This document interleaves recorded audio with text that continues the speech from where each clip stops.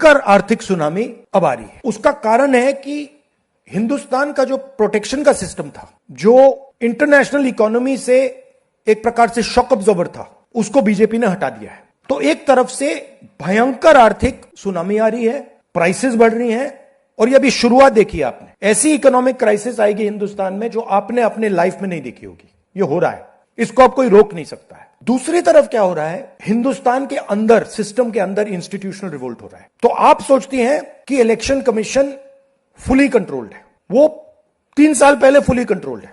Chief election commissioner के messages मेरे पास आ रहे हैं, head of intelligence system, senior judiciary, सारों के सारे रिवोल्ट कर रहे हैं, इंफॉर्मेशन दे रहे हैं हमें।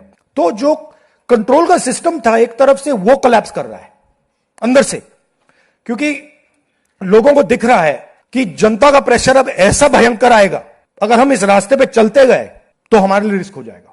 आप क्या सोचते हो, अगर जनता को मालूम है कि इलेक्शन सिस्टम रिग्ड है और जनता की मतलब इकोनॉमिक प्रेशर, गरीबी, दर्द के कारण जनता में गुस्सा आ गया, आप क्या सोचते हो कि इलेक्शन कमिश्नर को डर नहीं लगेगा कल क्या होने वाला है? तो अब क्या हो रहा है, सिस्टम अंदर से ऐसे हिल रहा है पूरा।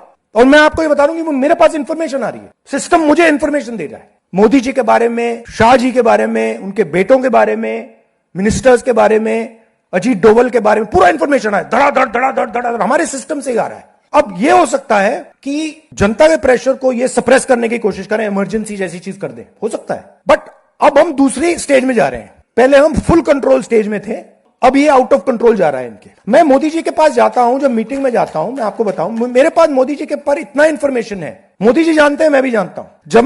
जब मैं उनसे मिलता हूं, भैया हाथ में हाथ लगाना जरा,